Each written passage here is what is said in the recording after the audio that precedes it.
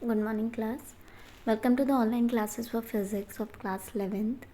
And the previous classes, we were learning about the new chapter, that is chapter 5 of your textbook, Laws of the Motion. So, in that chapter, we have learned what was the force, what are the types of the forces, effects of the forces, and we have seen the three laws of the motion. And in the previous class, we have seen what the apparent weight is, what are the conservation of the linear momentum, what are the applications of the conservation of the linear momentum, and the numericals regarding that topic. So here we are giving to see to some more few topics which are from this chapter. Here we are going to see about the friction. So we know that the friction is a type of force itself, right? So friction is an opposing force that always acts in the direction opposite to the direction of motion.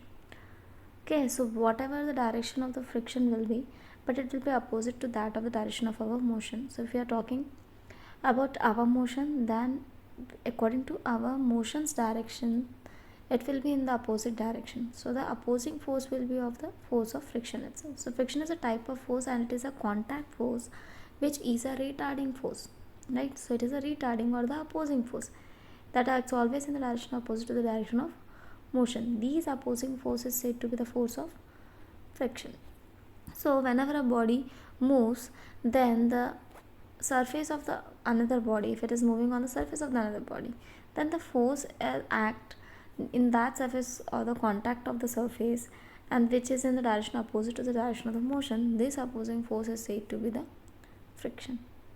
Okay, so how is the friction component of the contact force?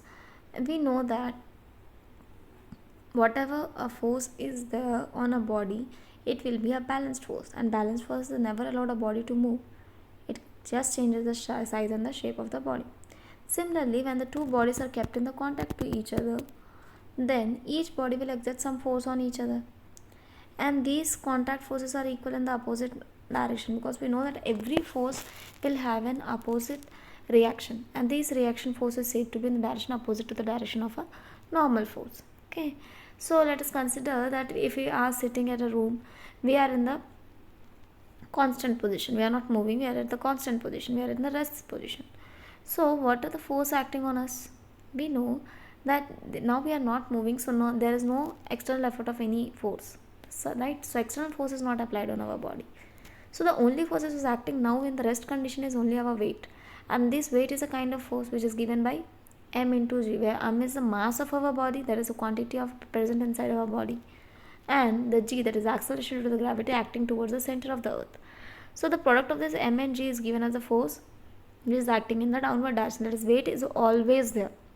So weight is a force which is always exerts on our body, that is towards the center of the earth, and that is due to the gravitation. Similarly, every action will have an equal and the opposite reaction, that is every force will have an equal and opposite force on the body. So now I say that the weight is a kind of force which is acting in the downward direction.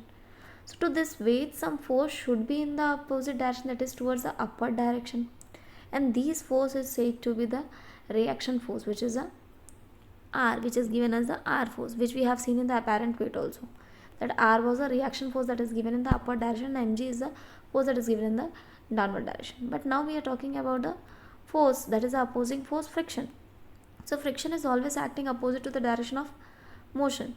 So what we can say about the components of the force is that if there is some force on the object that is in the upward direction, so there is some force, then the normal of this force and the contact between that object and the surface is said to be the friction. We know that every object in contact to the surface is said to be the opposing force, which is the retarding force named as friction. So if we are taking the horizontal axis as a friction, because friction always acts in the horizontal direction, that is acting in the opposite direction to the motion. So if we are walking, then our direction is in the forward direction, so friction will be acting in the backward direction, but the friction is in between the surface of our legs and the surface, that rough surface, a road it may be, or tiles or anything else, but in the surface land it will be friction. So friction is in the horizontal plane. Now the normal force acting on our body will be taken as a perpendicular reaction, that is the normal to the contact surface is taken to be the force, that is normal force n.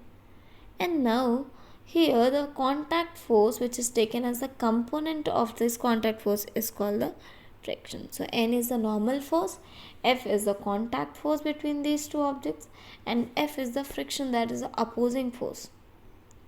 So how this origin of friction does and how this friction works out. We know that the friction of the force is due to the force of attraction between the two surfaces, because we know that whenever the surface comes in the contact, the opposing force is acting, which is said to be the friction. So friction is only the force due to the forces of attraction between the two forces, and that too at the actual point of the contacts. When these points come in the contact to each other, these actual point or the actual area of the contact gives us the point of attraction, and this point of attraction will give the opposing force, that is named as a friction. So due to these surface irregularities, because if this is together the same plane are there, then there will be no friction. So there are some irregularities in the shapes and the sizes. So these irregularity in the area of the contact between them, there will be some apparent, like apparent weight was there, here the apparent area of contact will be there. That is the space between the two contacts, that are rough surfaces are there. So these bonds are allowed to give a force in the opposite direction. Okay, so these vibrations are there in the bodies, and these vibrations gives a energy, and these loss of energy will be in the form of heat itself. So there the force is allowed to be start, which is tried to oppose the motion's direction, then this force is said to be the friction. So actual contact should be there between the two surfaces, and when these apparent contact is there between the surface, that is space between the two surfaces, because they are irregular shapes. So when this irregularities comes, then the bonds between these shapes are formed between the points, and one of the body is allowed to surface move on the surface of the other body. So what these bonds will do, this bonds will break and the material will be deformed. Now when the deformation is there, then some waves are sending to the vibration to the body, and these vibrations are dammed out and energy is appeared, and this energy loss is in the form of heat. So we can say that whenever the friction increases, the heat energy loses very much, and if the friction is not there, that is a slippery surface is there, then the friction will less. So for the rough surface, the friction is high because the irregularity spaces will have the more molecular bonds to be deformed, and the more vibrations will be done by the body, so the more energy will lose.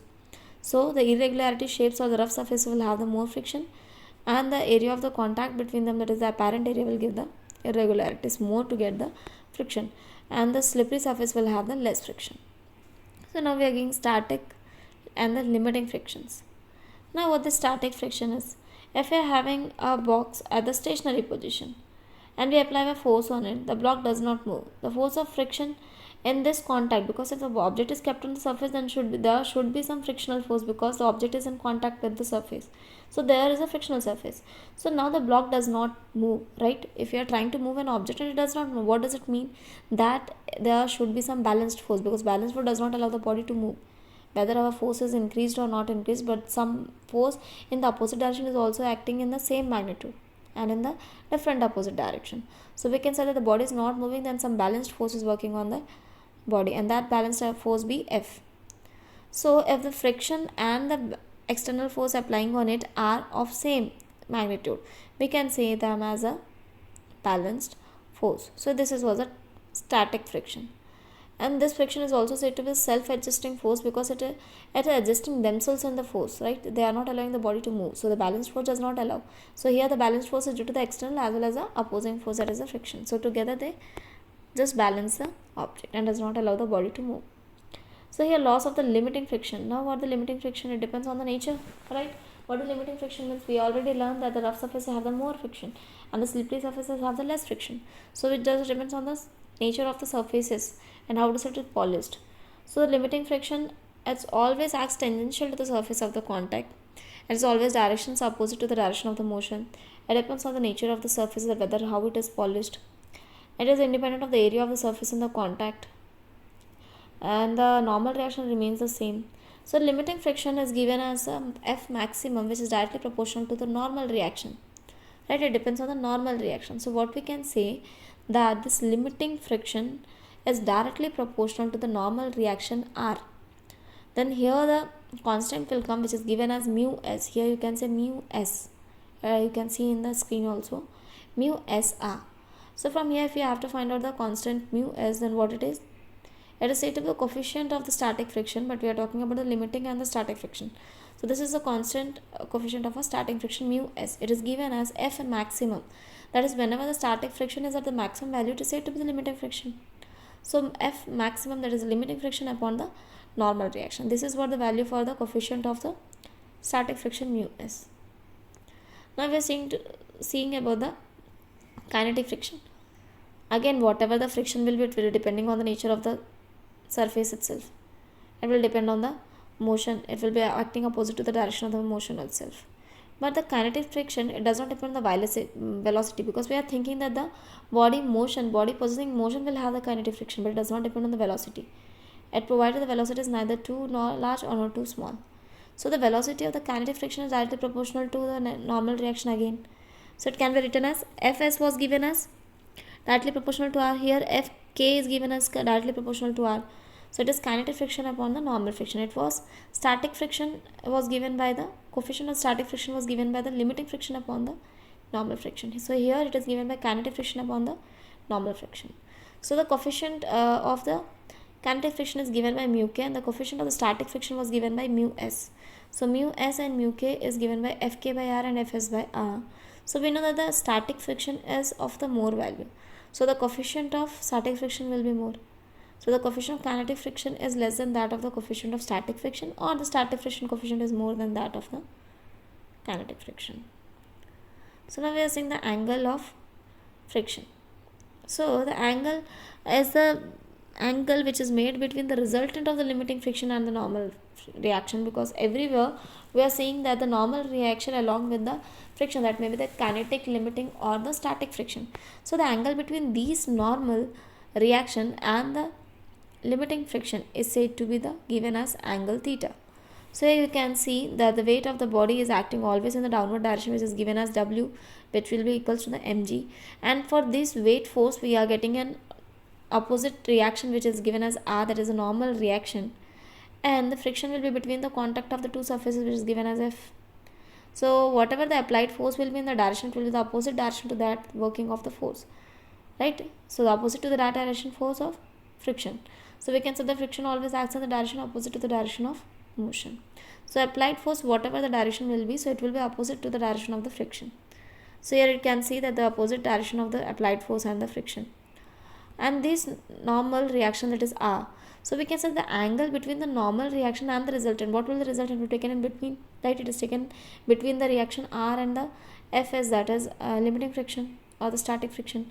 So between these, resultant is given with an angle theta. If you are taking a resultant vector R, then we know that according to triangle's law of vector addition and the parallelogram's law of vector addition, that we used to take the tangent of the two vectors, then it is a resultant vector which is given as R. So here we are taking the resultant of the vector R and the friction, so that is normal reaction and the friction. So the angle between these normal reaction and the resultant is taken as the angle of friction, which is given by theta. So theta, for the tan theta, that will be equals to perpendicular upon hypotenuse. What is perpendicular here? It is CB, which is parallel to, here you can see the BC, right? BC or CB, which is parallel to that of AO. And what is AO? It is a frictional force. So it is equals to the frictional force upon the base, which is base equals to OB. And what the OB is, it is parallel to the resultant force. So we can say the normal reaction, that is Fs upon R. And we know that what the Fs upon R was, that is the coefficient of the static friction, which was given by mu s. So mu s is equals to Fs upon R. So similarly we got the tan theta as also Fs upon R. So we can write as tan theta is equals to mu s. So coefficient of static friction is equals to that of the angle of the friction also. Okay. So now we are saying that what is the angle of repose. Here what this repose means, that is the angle of inclined plane made with a horizontal body when its begins to slide down. Now the time at which it is going to slide down, so the angle made by that inclined plane with the horizontal when a body is placed is said to be the angle of repose. Here you can see an example that we are considering a body of mass m placed at the inclined plane. Then we can resolve it into the components. We know that the horizontal component is taken as cos theta and the vertical component is taken as sin theta. So the inclined plane, then the angle of inclination of the inclined plane is so adjusted that the body placed on it just begins to slide down. So angle is given as that the body should start to slide down. So let the phi be the angle of the repose here. Then the body's friction, see, Fs is acting in the opposite direction to that of the motion. Reaction force is acting on the upward direction. And this mg is showing the weight, and weight is always acts in the downward direction. So weight is acting in the downward direction, mg. So mg will be resolved into its component, that is mg cos phi and the mg sin phi, because angle is phi, that is the angle of repose. So the limiting friction Fs is in the upward direction. So that if you are seeing like this and the inclined plane form, then you can say that the mg sin phi is balancing the friction, right? Mg sin phi is balancing the friction, static friction, and similarly reaction, normal reaction R is balancing mg cos phi. So what we can write that Fs is equals to that of the mg sin phi, and R will be balancing mg cos phi, so R is equals to mg cos phi. So we can say that they are balancing each other. So Fs upon R will be equals to mg sin phi upon cos phi. So on dividing this two, we will be cancelling each other, that is mg will be cancelled and sin phi upon cos phi will be tan phi. Again this angle of repose came here, that is tan phi, which is equals to the coefficient of the starting friction. So similarly we have seen here the angle of repose, that it is given by tan phi is equals to mu s. And before that we have seen in the angle of friction also. So that was theta, and here it is given as phi. And now the sliding and the rolling friction. This is the types of the kinetic friction, because kinetic means the body when comes in the motion, it is said to be the friction acting opposite to the direction of the motion, which is in the particular motion moving the body, as said to be the kinetic friction. Now it is sliding and the rolling friction, because sliding means whenever an object is slides over the inclined plane to the or moving through the surface of the another body. And what the rolling was, it is a rolling when a body rolls over the surface of the other body, then it is said to be the rolling part. So they are in the contact with each other, so we can say that they are in the frictional. So frictional force will be acting on it. Then the force of friction that comes into play when a body slides over the surface of another body, then it is said to be the sliding friction. And when the force of friction comes into the play when the body rolls over the surface of the another body, then it is said to be the rolling friction. So we know that the rolling friction will always be much smaller than the sliding friction, because see, when we slide an object, they are in contact, and we know that some opposing force will be acting and the surface will be rough, right? When we drag an object, some sound used to come, right? So what that means, that the friction is high and we are just dragging an object over the, or we are sliding an object over the surface, and we ask to roll, and then it easily roll and go, right? Whenever the obstacles also come, they will try to roll. If we try to roll it in with a high velocity, then it will not see what are the obstacles over there, it will roll it higher. So we can say that if it is moving with a higher velocity and rolling easily, then the friction is less, the surface of the friction will be less. So we can say that rolling friction is that smaller than that the sliding friction. Sliding friction is more, okay? So but the no sliding friction or the static friction has an ideal situation, so we just have rolling friction which is smaller than that of the sliding friction. So here are the formulas which can be used as the numericals for the friction itself. That coefficient of limiting friction can be given as limiting friction mu s is equals to limiting friction Fs upon normal reaction R. Similarly, kinetic friction is also given as mu k is equals to Fk upon R. And the kinetic friction is always less than that of the static friction, because static friction is due to the stationary object and the kinetic friction is due to the moving object. So moving object will have less friction than that of the static body. And the angle of friction and the angle of repose. Angle of friction was the angle between the normal reaction, and the resultant force which is given was mu s is equals to tan theta. And similarly, angle of repose, that whenever the two forces are balanced to each other, then the angle between the components of the forces is said to be the angle of repose, which was given as tan phi. So both are together equal to that of the coefficient of the static friction, that is mu s. So we can write that the phi is equals to theta. Why? Because if we are considering mu s is equals to mu s and tan phi is equals to tan theta, and on comparing, the angle of the tan will be equal, that is phi is equals to theta, right? So the last one, what it is written here, for a body moving on a rough horizontal surface, that if its body is moving in a rough horizontal surface, then it will getting a retardation A. We know that the coefficient is given by force Fk or Fs upon the normal reaction R. So what is the force is given by, that is mass into acceleration, and what is R, that is normal reaction is always in the opposite direction to the weight. So it is given by mg, so it is written as A upon g. And we know that the coefficient of a rolling friction is always less than that of the kinetic friction, and kinetic friction is less than that of the static friction. So more maximum friction will be due to the static friction, and when the body starts moving, then the friction will be less, so the value of friction will become decrease. And if it try to make the body to roll over, so it will be rolling very easily, so we can say the friction is very less in the rolling form. So now we will be seeing the equilibrium of the forces. So this equilibrium is the important topic from this chapter, because of many numericals will be there in the book regarding this topic. So what this equilibrium means, that is the balanced forces acting on the point, right? And what the concurrent force means, that is different types of the forces or a large number of the forces acting at the same point. So we can talk them as a concurrent force. So when the number of forces on the body at the same point, then the balanced force will be 0, because unbalanced force will be 0 or the resultant force is 0. Then we can say that if the unbalanced force is 0, then the body will continue its state of rest of motion, because we cannot change the state of motion with an unbalanced force. With a balanced force we cannot move a body, and with the unbalanced force we can move a body, but here the movement is 0, so the unbalanced force is 0, so we cannot make a body stop, or we cannot make a body to move. Okay, so yeah, let's consider that the three concurrent forces are acting at a point O, that is F1, F2 and F3. So from the triangle law of vector addition, what we know, that the third force F3 will be in the direction opposite to the direction of F1 and F2. So resultant will be given as F1 plus F2. We know by triangle law of vector addition, that is given by F1 plus F2. So if we take this F3 in the opposite direction, we can write that F1 plus F2 will be equals to F3, but F3 is equal to the opposite direction of the F1 plus F2, that is the resultant force. It was opposite in the direction to the F1 plus F2, so we can write it as a negative sign. So F3 will be equals to minus of F1 plus F2. Now from here what we can say, that the sum of the forces acting on the body is 0. That is the unbalanced force or the balanced force acting on the body, the sum is 0 or the resultant is 0, then we can say that the equilibrium position or the forces are balanced. So this is what the equilibrium under the action of the forces, and the force can be represented by the sides of a polygon.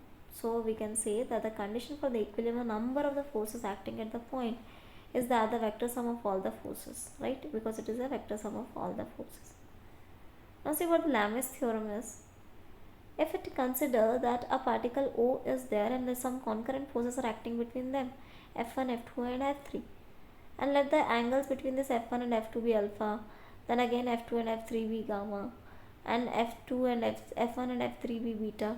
So we are taking an angles, then these angles, if we want to consider in the different direction, then we are taking a triangle. So it will be 180 minus theta, right? 180 minus gamma, it will come in the forward direction. So to see the triangle shape, we can draw them, which is given as pi minus alpha, pi minus beta and pi minus gamma. So applying the laws of sine on the triangle, we can say that the F1 is equals to sine of pi minus alpha equals to F2 upon sine pi minus beta, and F3 is equals to F3 upon sine pi minus gamma. So together we can write that sine 180 minus theta will be sine theta itself. So we can write F1 upon sine alpha is equals to F2 upon sine beta and F3 upon sine gamma. So this is what the Lamè's theorem is, that is, it is linked that the force acting on a particle keep it in equilibrium, and then the force is directly proportional to the angle between the two forces. So these are the formulas related to the equilibrium of the concurrent forces. So say this numericals, that whenever the force acts, it will be a tension. Okay, so consider a question that a mass of 6 kg is suspended by a rope. Okay, let us consider the mass of 6 kg is suspended by a rope of length 2 meters. So the rope is of length 2 meters from a ceiling. So the force of 50 Newton in the horizontal direction is applied to the midpoint of the rope. So some force is acting in the horizontal direction, that is 50 Newton at the midpoint of the rope. Okay, so what we are considering in this question, that we are having a rope which is of length 2 meter and it is connected from the ceiling, and we are having a force 50 Newton which is acting to the middle of the rope. Okay, so we are just have a rope over here. From the middle point, it is taking 50 Newton in the horizontal direction. So we are taking like this, and it is written that applied at the midpoint of the rope as shown in the figure, what is the angle of rope makes with the vertical equilibrium. Now what is the vertical equilibrium will be here. See, the force is acting in the 50 Newton, that is here, and if the tension is working on the rope will be, we have considered a mass of 6 kg that is pulled in the wire or connected to the wire. So tension will be acting in the downward direction, that is whatever the weight's direction will be, the direction of the force will be in the same direction, that is T1 and T2 will be acting here itself, right? And if you are having the force in the downward direction, then again the reaction will be in the opposite direction, that is T1 will be in the opposite direction. So T1 and T2 is given as in the opposite and the first direction. So if we take the components of it, that when you can write it as a vertical component, if you're taking T as like this, then it is a vertical and the horizontal component. Horizontal is taken as T cos phi, and the phi is given as the vertical component, so it is given as T sin phi. So these are the resolution of the components, and we know that the meter, it was 2 meter rope, right? And we have connected it to the pole center or midpoint. We have the applied at the midpoint, the horizontal force is applied at the midpoint, so it is given as 50 Newton. So the wire is now, or the rope is now as taken from the midpoint, that is 1 meter and 1 meter, it will be bisected, and similarly we are getting the weight as mg. Now what are the balancing forces of here? See, T is equals to given as 50 Newton, so some force is acting in the opposite direction, which is the vertical component. So the T sin phi will be equal to that of the 50 Newton, and T cos phi will be equal to that of the weight that is displaced by the rope or suspended by the rope, which is equals to the 60 Newton, or we can write it 60 kg weight, so it will be 60 Newton. So here the value is given as the balanced forces, that is T1 sin theta is equals to 550 Newton and T1 cos theta is equals to 6 kg weight, that is 60 Newton. So on dividing both, we can get as tan theta, which is equals to 5 by 6, and from here we can find the value of the theta, because in the question we have to find out the angle of the rope made with the vertical component in the equilibrium. So we have find the theta that is made with the vertical component. So the vertical component has made theta, that's why we have taken it as vertical and horizontal component. By rotating the mobile, you can see what is the horizontal and the vertical, because like this you may have the doubt that T1 cos theta is in the upward direction, so it may be the vertical component, but no, while the theta is taken, we have to move, or we have to slide that object that side, and from there we have to see what is the horizontal and the vertical component of the force is taken as. So here the tan 4 degree will be equals to A by G. It is tan 4 degree is equals to A by G, because it's 39.8. So we have taken it as 40 degree or 4 degree. So the tan theta will be equals to that of the force acting on the body upon acting on the acceleration due to gravity, that is ma upon mg. M will be cancelled, so it will be G tan 4 degree, which is equals to 0.7 meter per second square. And now what the question is, the ball of the mass 1 kg hangs in the equilibrium from the two strings, that is OA and OB. We are having the two strings and we are trying to hang a mass 1 kg ball. Now what are the tensions in the string? We know that if we are hanging an object, then we are getting weight in the downward direction, so we are getting that tension in the upward direction. So from here we can find the Lami's theorem. Using the Lami's theorem, we can write that T1 upon the sin theta. How we have taken the angles, that if T1 is acting, then it is 90 degree. It is saying that it is equilibrium form, right? Tensions are taken in the equilibrium form, then it is sin 150, sin 120 and the sin 90 degree. So it is three forces are equilibrium only when the thetas will be of the same. Okay, so all the thetas will together will be giving you 360 degree, because it is taken in the round shape, that's why. So T1 is also given and T2 is also given. Okay, see the next question, that a body of mass m is suspended by the two strings making an angle alpha and beta with the horizontal surface. Now if the mass is strained down, then the weight is acting in the downward direction, so the tension will be acting in the upward direction. So we know that on taking the horizontal and the vertical components from these things, then the horizontal angle is given as alpha and beta. So the horizontal components will be given as cos alpha and cos beta. So both the values will be equal. So T2 will be equal to T1 cos alpha upon cos beta. And similarly, taking the vertical components, we will get T1 sin phi. So both the vertical components will be together with the component of the weight itself. So it is equals to mg. So on equating these two equations, we will be getting the tension and the strings. Okay. So moving to the next topic, that is the motion of the connected bodies. Now we are taking a body when they are connected to each other, or we are taking a body to move through the strings of the pulley. Okay, so see that if you are taking a two masses of capital M and small m that are connected to the ends of the string, and these strings are allowed to pass through the smooth frictionless pulley. Okay, frictionless pulley we have connected it. And what we can say that the force acting on an object will be equal to that of the weight acting in the downward direction minus the tension of the force, because we know that the weight is acted always in the downward direction towards the center of the gravity. But similarly, the reaction, normal reaction, or we can say the tension on the wire will be in the upward direction. So what it is, the T is just balancing the weight. So we can write that T is equals to mg, that is T minus mg.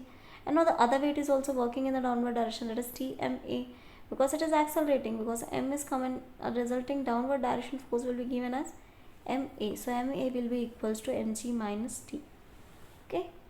So the resultant upward force will be ma is equals to T minus mg. So in adding equations 1 and 2, what we will get is the downward direction and the upward direction is given. So for the upward direction, the mass will be taken as a small m. For the downward direction, for coming downward direction, the mass will be heavier mass, it will be, right? And for the upward direction, it will be taking the mass of the smaller object, that is small m. So together we can just add the objects and we can find out the value of the acceleration. So what it will be, m minus m upon m plus m into acceleration due to gravity g.